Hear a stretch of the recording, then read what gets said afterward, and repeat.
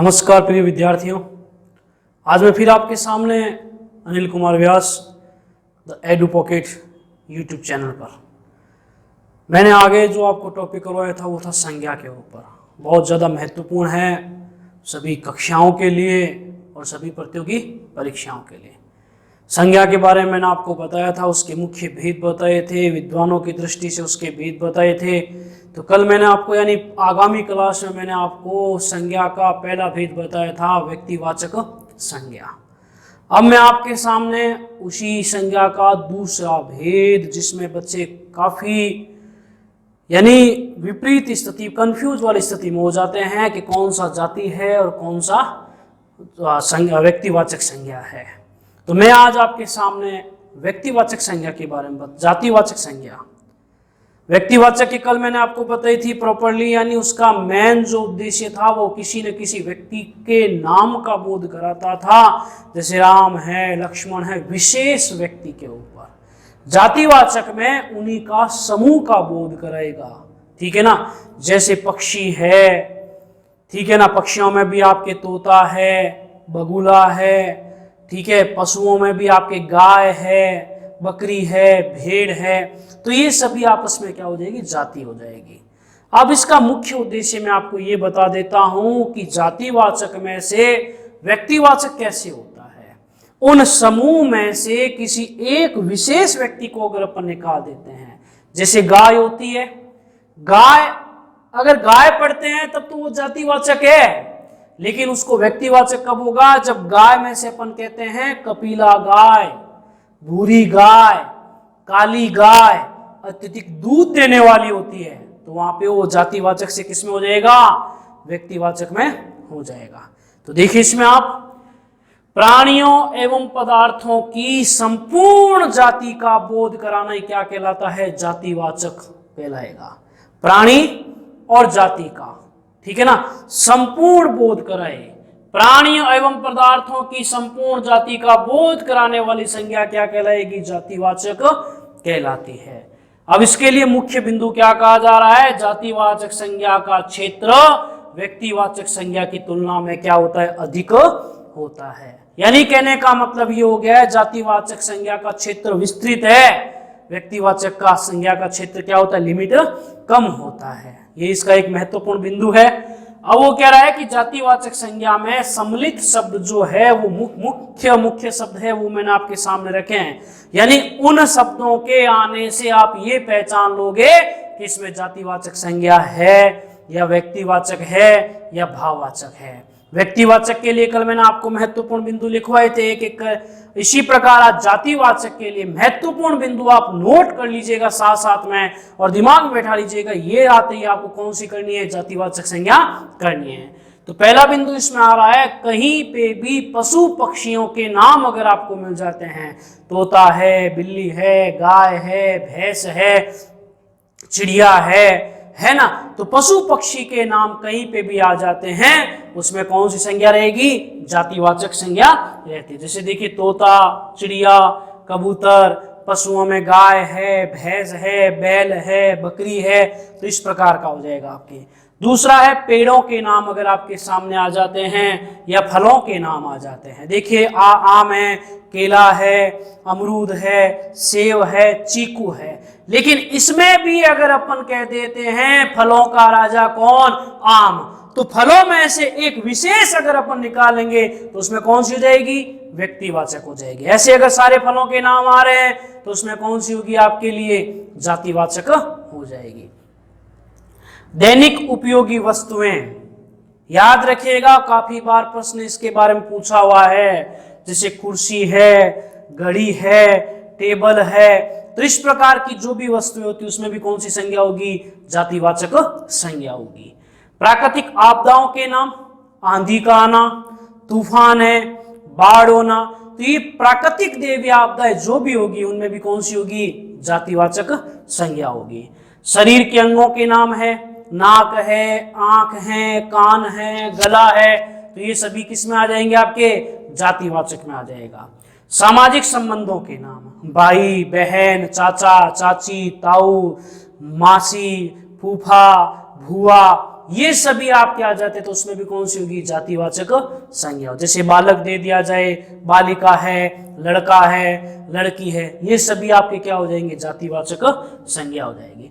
पदों के नाम है, जैसे मंत्री दे दिया अपन ने, प्रधानमंत्री दे दिया, राष्ट्रपति दे दिया, ठीक है ना, या प्रोफेसर दे दिया किसी को, तो ये भी किस में आएगा, आपकी जातिवाचक में आ जाएगा। संपूर्ण वर्ग या जाति का नाम जहां कहीं पे भी आ जाता है, जैसे नगर है, देश है, पहाड़ है, इनसे संबंध। अब पहाड़ में भी सबसे ऊंचा पहाड़ हिमालय, तो हिमालय आते ही वहां पे कौन सा हो जाएगा, व्यक्तिवाचक हो जाएगा। ऐसे पहाड़ आया हुआ है तो उसमें कौन सा चलेगा, आपके जातिवाचक चलेगा। देश में भी अगर आपके एक विशेष देश दे दिया जाए, जैसे देशों में भारत देश महान है, तो यहाँ पे भारत देश के लिए कौन सा हो जाएगा, व्यक्तिवाचक। सिर्फ देश आ जाता है तो उसमें कौन सा रहेगा, व्यक्तिवाचक हो जाएगा, ठीक है ना। अब कुछ महत्वपूर्ण बात मैंने इसमें आपके, वही बात बार बार बता रहा हूं, उसको मैंने लिखित में आपके सामने रखा है। विशेष अर्थ में एवं तुलनात्मक प्रयोग होने पर जातिवाचक अथवा अन्य संज्ञाएं किसमें बदल जाएगी, व्यक्तिवाचक में बदल जाएगी। मैंने आपको बताया था गाय के बारे में, गाय प्रॉपर शब्द आपके सामने आ जाता है, विशेष शब्द आ जाता है, गाय, गाय आ रहा है जब तक तो उसमें कौन सी हो जाएगी, जातिवाचक। लेकिन गायों में भी कपिला गाय श्रेष्ठ है, तो गायों के समूह में से किसी एक को निकाल दिया जाता है तो वो संज्ञा कौन सी बन जाएगी, व्यक्तिवाचक संज्ञा हो जाती है, ठीक है ना। समूह है, समूह में से किसी एक को निकाल दिया जाता है तो वो एक निकलने वाला कौन सा हो जाएगा, व्यक्तिवाचक बन जाएगा। देश बहुत से हैं, देश आ रहा है जब तक तो वो कौन सी है, जातिवाचक। लेकिन उस देश में से भी अपन एक देश निकाल लेते हैं तो वो कौन सा हो जाएगा, आपके इसमें व्यक्तिवाचक हो जाता है, ठीक है ना। तो एक बार देख लीजिए आप। हाँ, तो दूसरा भेद किया था अपन ने जातिवाचक। मैंने आगामी क्लास में आपको बताया था कि जातिवाचक अगर देखते हैं तो अपन ने दो भेद माने थे, कौन कौन से याद होंगे। एक तो माना था अपन ने समूहवाचक और एक माना था अपन ने कौन सा, पदार्थवाचक, ठीक है ना। तो जिसको अपन द्रव्यवाची भी कहते हैं। कुछ विद्वान संज्ञा के इसको भेद मानते हैं और कुछ विद्वान कहते हैं कि ये जातिवाचक की दो अपने अलग अलग भेद है। क्योंकि मैंने आपको बताया था कि संज्ञा के मुख्य रूप से कितने भेद थे, 3 भेद थे। कौन कौन से थे, व्यक्ति, जाति और भाव। जाति में से इन दो भेदों को अलग किया गया है, कौन कौन से, समूहवाची और द्रव्यवाची। उनको मैं आपको अलग रूप से बता रहा हूं कि कहीं कहीं अगर आप देखते हो तो संज्ञा के 5 भेद बता दिए गए हैं, व्यक्तिवाचक, जातिवाचक, समूहवाचक, पदार्थवाचक, द्रव्यवाचक या भाववाचक, 5 भेद हो जाते हैं इसके, ठीक है ना। तो मैं अब संज्ञा के तीसरे भेद अर्थात ऐसा मानते हैं तो जातिवाचक का पहला भेद और संज्ञा का तीसरा भेद कौन सा है, समूहवाचक संज्ञा की ओर चलता हूं। देखिए इसमें आप प्राणियों के अथवा पदार्थों के समूह का बोध कराने वाली संज्ञा समूहवाचक कहलाती है। जातिवाचक में अपने देखा था कि समूह का बोध जहां पे भी कराता है, चाहे वो प्राणियों का कराए चाहे वो जातियों का करे, समूह का बोध कराता है। अब इसमें इसके अलग से दे दिया है, समूह में प्राणियों अथवा पदार्थों के समूह का कह दिया इसने, तो उसको कहते हैं समूहवाचक संज्ञा। इसको 2 भागों में बांटा गया है। पहला है प्राणियों का समूह जिसमें सजीव आ जाते हैं आपके, प्राणियों का समूह सजीव। अब इसके लिए देखिए सभा, कब अनेक व्यक्तियों की आपस में बैठक उसको सभा कह देते हैं, ठीक है ना। तो सभा, दल आपको मालूम है, गिरोह होता है, झुंड होता है और परिवार का समूह। तो जहां पे आपस में जातिवाचक के लिए समूह का बोध होता है सजीवों का, तो वहां पे कौन सा हो जाएगी, समूहवाचक संज्ञा। इसी का दूसरा भेद है पदार्थों का समूह जिसमें निर्जीव आ जाते हैं। काफी लकड़ियों को अपन ने ढेर कर लिया है तो वहां पे क्या हो गया, ढेर। गुच्छा, अंगूर का देखा हो गया आपने गुच्छा, ठीक है ना, तो गुच्छा हो जाएगा। गठर, गठर वो होता है लकड़हारा उठाता है ना, तो गठर आ जाएगा। तो यहाँ पे समूह का आपस में क्या हो जाता है, बोध हो जाता है, ठीक है ना। इसी प्रकार इसका चौथा भेद है आपके द्रव्यवाची या पदार्थवाची संज्ञा, ठीक है ना।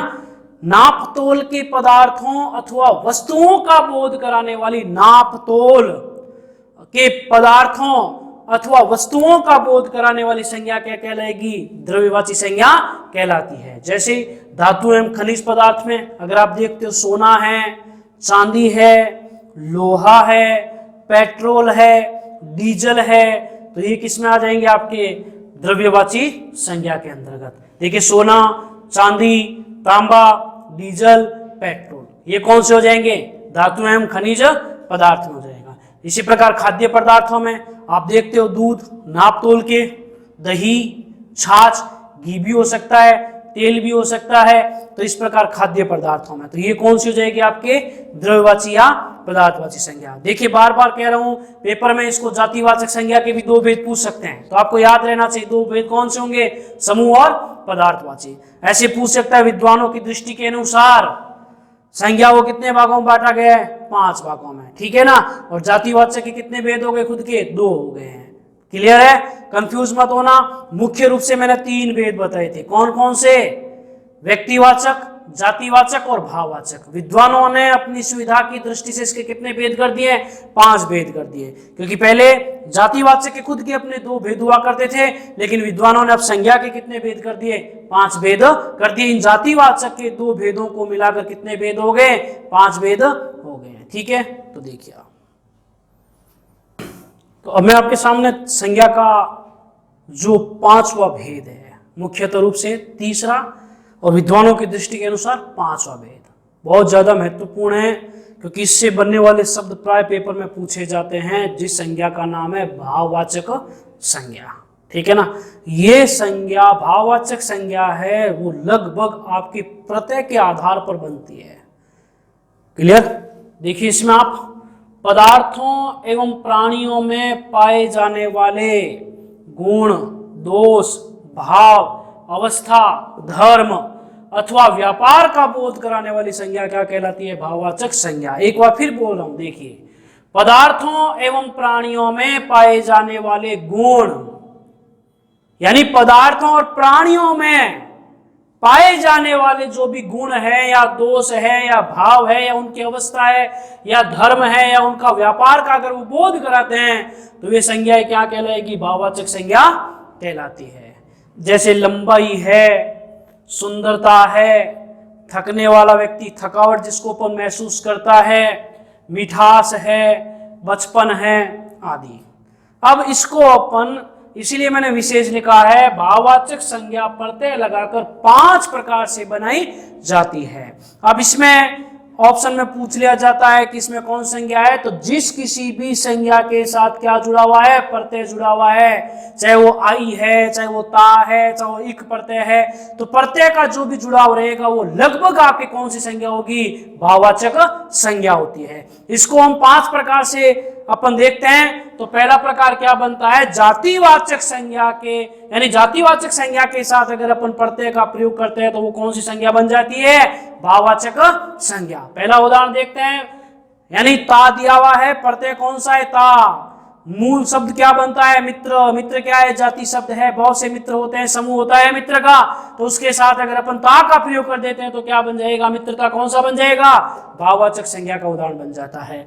इसी प्रकार प्रभु ईश्वर के लिए आया हुआ है, साथ जोड़ देंगे ता तो प्रभुता बन जाएगा। शत्रु, शत्रुता, मानव, मानवता। ठीक है ना। मानव एक समूह है, समूह का बोध कराने वाले क्या कहलाते थे? जातिवाचक। लेकिन उसके साथ मैंने क्या कर दिया? ता का प्रत्यय का प्रयोग कर दिया तो वो किसमें होगी? आपके भाववाचक संज्ञा बन जाती है। इसी प्रकार त्व, पशु का बोध कराने वाला अपन ने पढ़ा था, पशुत्व बन जाएगा। मनुष्य के साथ त्व, मनुष्यत्व बन जाएगा। कवि, बहुत से हैं, समूह है तो जाति है, लेकिन उसके साथ जैसे ही मैंने त्व का प्रयोग किया, कवित्व, कवित्व बनते ही वो संज्ञा परिवर्तन होगी। कौन सी होगी? वो भाववाचक संज्ञा बन गई। गुरु, गुरुत्व हो गया। पन में लड़के से लड़कपन बन गया, बचपन, ठीक है ना। और बालक से बालपन बन गया। इसी प्रकार अ, ठीक है ना, शिशु समूह है, लेकिन उसके साथ अ का प्रयोग करते वो शैशव बन जाता है। क्लियर? गुरु का गौरव, विभू का वैभव बन जाएगा, है ना। इसी प्रकार ई में भक्त से, भक्त के साथ ई प्रत्यय का प्रयोग करने पर भक्ति बन जाता है। भक्त अगर देखते हैं तो जातिवाचक है, लेकिन ई का प्रयोग करने पर वो क्या बन गया? भक्ति बन जाता है। इसी प्रकार मुक्त, स्वतंत्र, लेकिन मुक्ति बन जाएगा। ई में नौकर से नौकरी बन गया और चोर से चोरी बन गया। इसी प्रकार बुढ़ापा, बूढ़ा व्यक्ति से बुढ़ापा, बहनापा, बहन का आपा साथ जोड़ देंगे तो बहनापा बन जाएगा। तो ये कौन से हो जाएंगे? जातिवाचक संज्ञा से। अगर जातिवाचक संज्ञा के साथ प्रत्यय का प्रयोग करते हैं तो वो कौन सी संज्ञा बन जाएगी? भाववाचक बन जाएगी। इसी प्रकार इसका दूसरा भेद मैंने लिखा है आपकी, सर्वनाम कुछ शब्द होते हैं जिनके साथ भी अगर अपन प्रत्यय का प्रयोग करते हैं वो भी कौन सा बन जाएगा? भाववाचक संज्ञा बन जाती है। जैसे मैंने अपना शब्द होता है वो सर्वनाम होता है, लेकिन उसके साथ मैंने त्व प्रत्यय जोड़ दिया, अपनत्व बन गया। अपनत्व आते ही वहां पे संधि कौन सी हो जाएगी? भाववाचक संज्ञा बन जाएगी। ठीक है ना, निज, अपना है ना, लेकिन उसके साथ मैंने त्व जोड़ा, कौन सी संज्ञा बन गई? निजत्व बनते ही भाववाचक। इसी प्रकार स्व, अपना, स्वत्व भाववाचक संज्ञा बन जाएगी। इसी प्रकार पन है, अपना, पन जोड़ा, अपनापन हो जाएगा भाववाचक संज्ञा। परायापन हो जाएगा। ठीक है ना। कार में अहम शब्द होता है, अहम मैं, अहम ब्रह्मोस्मि, लेकिन उसके साथ कार जोड़ दे वो अहंकार बन जाएगा। ठीक है ना। स्व, सर्वस्व बन जाएगा। सर्व शब्द है सभी, उसके साथ स्व जोड़ते सर्वस्व बन गया।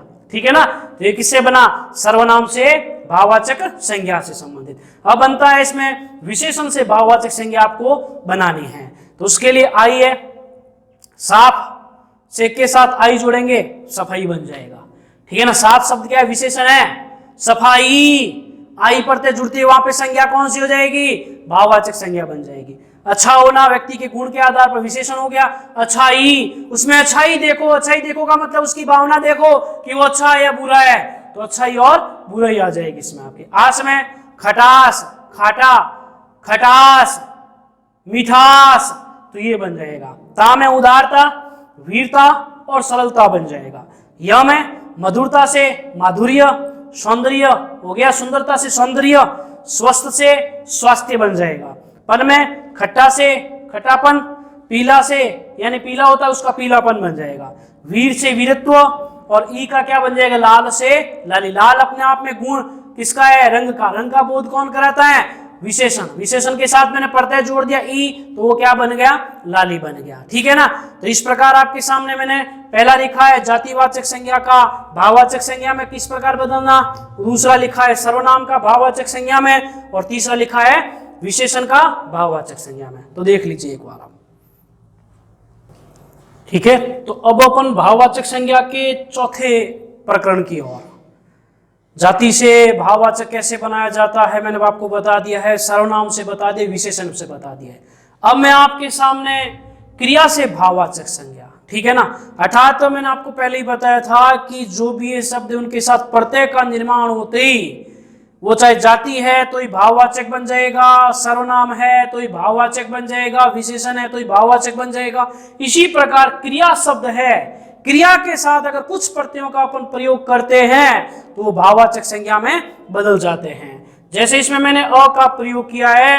खेलना एक क्रिया होती है, मैंने आपको प्रत्यय में बताया भी था कि क्रिया में हमेशा अंतिम ना का लोप हो जाता है और प्रत्यय लग जाता है। तो खेलना के साथ अगर अ का प्रयोग करते हैं तो वो खेल बन जाता है।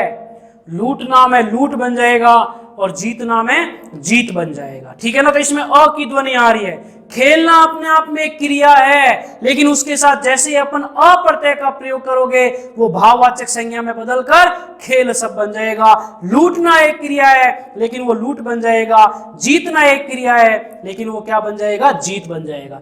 इसी प्रकार ई का प्रयोग करेंगे अपन, बड़ी ई। हंसना अपने आप में एक क्रियावाचक शब्द है, लेकिन उसके साथ अपन ने जैसे ई प्रत्यय का प्रयोग किया वो क्या बन गया? हंसी, तो वो भाववाचक संज्ञा का शब्द बन जाता है। इसी प्रकार आई में चढ़ना, चढ़ाई, लिखना, लिखाई, पढ़ना, पढ़ाई बन जाएगा। आई प्रत्यय का प्रयोग हो गया।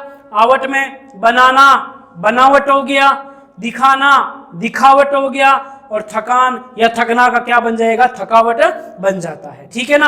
आव का प्रयोग करेंगे। चुनना अपने आप में क्रिया है, किसी को चुनना, लेकिन उसके साथ जैसे ही अपन आव का प्रयोग करेंगे वो क्या बन जाएगा? चुनाव। चुनाव बनते ही वो कौन संज्ञा बन जाएगी?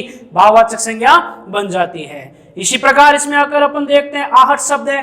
घबराना क्रिया है, घबराहट बन जाएगा। ठीक है ना। गुनगुनाना एक क्रिया है, लेकिन उसके साथ जैसे ही अपन आहट का प्रयोग करोगे वो गुनगुनाहट बन जाएगा। न का प्रयोग करते हैं, जैसे करते हैं ना अपन लेना देना, पीछे न का प्रयोग हो रहा है, लेकिन उसके साथ अगर अपन न का प्रयोग करते हैं तो लेन और देना बन जाता है। इसी प्रकार खाना, लेकिन उसके साथ न का प्रयोग करें तो वो क्या बन जाएगा, खान बन जाएगा। ठीक है ना। इसी प्रकार इसका पांचवा भेद है आपके अवयव शब्दों को भी कुछ प्रत्यय के प्रयोग से अपन भाववाचक संज्ञा का निर्माण कर सकते हैं। देखिए इसमें आप, जैसे मैंने पहला इसमें लिखा है प्रत्यय ई, बड़ी ई, तो देखिए भीतर अवयव होता है, भीतर कहते हैं ना अवयव होता है, लेकिन उसके साथ अगर ई का प्रयोग कर लोगे तो वो क्या बन जाएगा, भीतरी बन जाएगा। इसी प्रकार ऊपर, ऊपरी, दूर, दूरी बन जाएगा। यह में समीप का एक इंपॉर्टेंट उदाहरण है, वो मैंने आपके सामने लिखा है। समीप अपने आप में एक अवयव शब्द है, लेकिन उसके साथ अगर अपन यह का प्रयोग करोगे तो वो क्या बन जाएगा, सामीप्य शब्द बन जाता है। इक में पारस्परिक और व्यवहारिक। इक के लिए मैं आपको एक विशेष बात ये बता देता हूं, इक प्रत्यय का जहां कहीं पे भी प्रयोग होता है उसमें शब्द के प्रथम अक्षर में अगर अ की ध्वनि आती है तो वो क्या बन जाता है, आ बन जाता है। ई की ध्वनि आती है, ए बन जाएगा। ऊ की ध्वनि आती है तो वो किस में बदल जाएगा, औ में। ऐसे प्रत्यय का जो मैंने आपको टॉपिक करवाया था उसमें इक के बारे में पूरा बता दिया, क्योंकि इसका मूल जो शब्द बनता है वो क्या बन जाता है, परस्पर बन जाता। देखिए परस्पर में प में किसकी ध्वनि आ रही है, अ की ध्वनि आ रही है, तो अ को किस में चेंज कर दिया अपन ने, आ में बना दिया, तो वो शब्द क्या बन गया, पारस्परिक बन जाता है। ठीक है ना। इसी प्रकार व्यवहार से अपन ने क्या बना दिया, व्यवहारिक बना दिया। क्लियर है। इसी प्रकार शरीर दे दिया जाए, शरीर का साथ इक का प्रयोग करोगे तो वहां पे क्या बन जाएगा, शारीरिक बन जाता है। ता का प्रयोग करते हैं अगर अपन तो निकट अपने आप में एक अवयव शब्द है, लेकिन उसके साथ जैसे ही अपन ने ता का प्रयोग करोगे तो अवयव का किसमें चेंज हो जाएगा, आपके भाववाचक संज्ञा बन जाता है। इसी प्रकार शीघ्र, शीघ्र चलना, तो शीघ्रता वहां पे क्या बन जाएगा, भाववाचक संज्ञा बन जाएगा। तो इस प्रकार आज मैंने आपके सामने भाववाचक संज्ञा के 5 निर्माण किस प्रकार करते हैं प्रत्यय लगा के, यानी चाहे वो विशेषण है, चाहे वो सर्वनाम है, चाहे वो जातिवाचक है, चाहे वो क्रिया है, इन सभी के साथ अगर अपन कुछ प्रत्ययों का प्रयोग कर देते हैं तो वो किस में बदल जाता है, भाववाचक संज्ञा का निर्माण कर लेते हैं। ठीक है। अगर आपको मेरा ये पढ़ाया हुआ वीडियो पसंद आए तो आप मुझे लाइक और शेयर जरूर कीजिएगा। धन्यवाद।